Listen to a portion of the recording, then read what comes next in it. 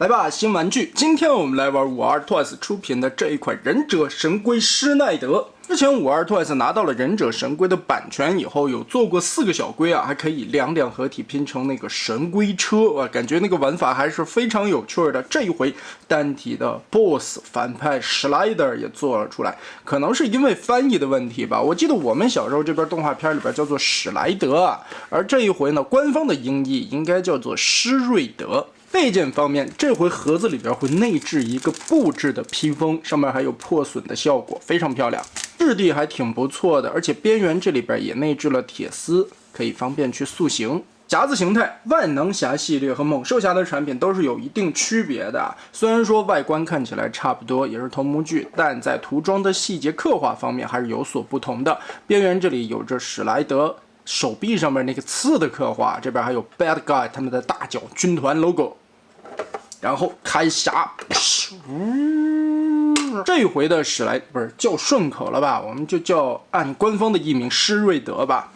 施瑞德的这个菱形变形体啊，其实感觉压缩的密度还是可以的，而且它所有的武器啊都是可以挂在身上收纳起来的，不是一体变形啊，但起到一个收纳的效果，这一点还是不错的，不会有多余的配件。披风虽然说无法收纳吧，当然如果你想收纳的话，你可以把这个披风裹起来，然后塞到盒子里去。其实从这个角度看吧，也挺像是一张人脸的，两个眼睛，高高的鼻梁，还有点像施瑞德戴着面罩中间的那个金属的部分，这里还有2个耳朵，哎，看起来还是蛮有意思的。然后这里边还有2个眉毛，又让人想起来孩之宝那个土豆先生的样子啊，好像啊。我们来看这款匣子的变形，其实它说明书上面画了好多步骤啊，但是理解起来应该还是蛮简单的。首先，先把这2个侧面的壁刺拔下来，接着这里2个手中间握着一个刀柄，从这里抽出来，然后肉眼可见鼻梁的部分，这里是一个刀刃90度折叠，把这块的卡扣抠开，这张拔下来，哦，接着就可以插在里边了。打开双腿下方连接的2个长卡扣，然后这一块连接轴的黑色零件里边再打开一个卡扣，顺着这个胯部往下掰，先撸直了它，左右中间有结合的卡点，打开，把2条腿先拉出来，这块立起来，脚丫子整体的旋转，放过来，摆到它应该有的位置上。注意一下脚尖这地方还是有尖刺的啊，这个地方不要把它弄坏了。接着这个灰色三角区域上方这里的2个卡扣拨开，连接的地方，然后往下抠，整体把中间的连杆这里边还有一个卡扣，顺着这里完全的打开。左右这2片再打开，中间这里的插点，旋转180度，然后放下来。上边这里2个拳头，在这个位置有一个插点，拨开。然后这一块2头肌和后边三角区域的灰色，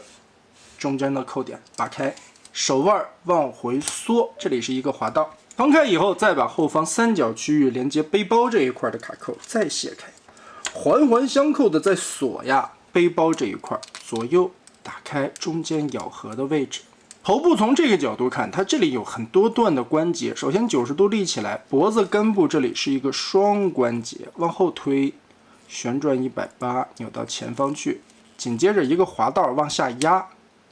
压到底，这里锁定住。然后拽着上下半身，把腰部中间的这一节拉开，连同背包后方的卡扣这里一起卸开。这里边有几个卡点要注意一下，首先是背包上下2片结合中间的这个卡点，另外在腰的后方这里还有2个卡点，也起到一个定位的作用。腰身这里注意有几个连续变形的动作啊，要有先后。后边的这根棍子我们先翻起来，打开整个的胯部。我们可以看到刚才翻起来的这个转轴和前方这里，我们先把它结合住。在结合的同时呢，这个前裙甲这里来回活动，还有一个滑道，拉出来对准这个卡槽，哎，把胯部锁死，腿部先撇下来，放到正确的角度上，下半盘我们就变好，不用管它。前裙甲顺势放下来，这里是变到位的。然后根据这个双关节，原先匣子形态是锁在这里，我们往后提一档，提上来，在根部这里又会出现一个滑槽。顺着这个滑槽往下推这个轴，推下来的同时，前方的卡扣再锁住，哇，等于是环环相扣玩滑道。哎，好，现在这个状态下，我们就等于把腰对齐了。注意看你的前方裆部没有这里凸出来这一块，这才算变到位。两方的侧裙甲，两边的侧裙甲滑道再往里推，屁屁甲翻折过来。左右对插在一起。背包这里要注意啊，在根部有一个滑轴，盒子形态是放在上方的，人形往下稍微的滑一档，然后双关节把边缘收进去，再往里折，先折一面，再折一面，扣住这个小书包。肩膀的细节，拉开肩胛，在腋窝处啊有一个滑道，我们把它推进去，二头肌转到正确的角度上，手臂上的小爪子刺。其实现在也算变完了，但是我们的披风还没有上，这也是为什么我不把这个东西折下来的原因。注意看，在背包上面这里有两个锁着的小铆钉，我们先把它拔下来，然后拿出披风，先钻过胸甲，掏进去，让过脑袋。哎，胸甲这回往下折，夹下来以后，注意这两个小钉子的对准窟窿，找准它。铆钉，无论是造型还是在一些细节的点缀以及配色、涂装细节的刻画来说，都是做的非常不错的呀。更何况它还能变形，配上了这个披风以后，气势感瞬间拉满呀。而且披风安插的方法非常的简便，配上了以后也是很自然的。身上的可动性作为一款可动的人偶来说，竟然还不错了。头部这里有多段的活动关节，360度旋转，变形也是需要的。肩膀这里来回的活动完全没有问题，举也可以举到很高，就甚至这个手臂可以做出来举刀抹脖子的这个状态，哇！哎，拿刀的玩具可以做到这样幅度的可动的，其实不在多数啊。那这个直接能自己抹脖子，那这个很厉害了。什么就可以耍一套夜战八方藏刀式。哇！腰部这里左右也有活动，裙甲这些地方的活动范围也是尚可的。其实你还可以把它拉出来，而且变形的需要嘛，前裙甲这里稍微可以折成一样弧一点的角度啊，当然折起来就有一点范儿了。腿部这里也能折到90度，膝盖的位置也能旋转，脚踝这些地方左右接地都尚可。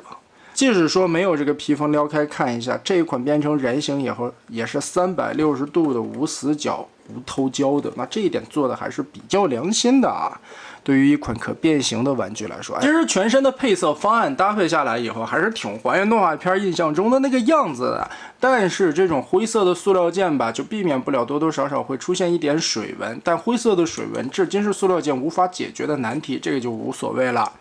其实我在想啊，现在4个乌龟也做出来了，两合体成神龟车了，史莱德或者叫施瑞德现在也有了，狼哥是不是也得安排一下了？其实我觉得狼哥个头那么大嘛，可以做成2个匣子合体，上下插起来的一个，然后中间加一个大脑一样的外星人，牛头猪面这些也可以安排了。其实就以前玩那4个小乌龟的时候，就感觉虽然变形都差不多，但是每一款乌龟身上也算是各有特色。而这一回的大反派施瑞德做出来了以后，哇，这个质感又更加的强烈了。披风是一个非常好的点缀效果啊。如果说它真的要做成了那种特点式的硬的透明件披风，来回的折叠挂在身上，反而没有了质感，就是带着一个这样的布置披风会更加的牛逼一点的。表现素质很优秀，玩起来也是非常带感的。那最后再给大家来一个夜战八方藏刀式。打完收工。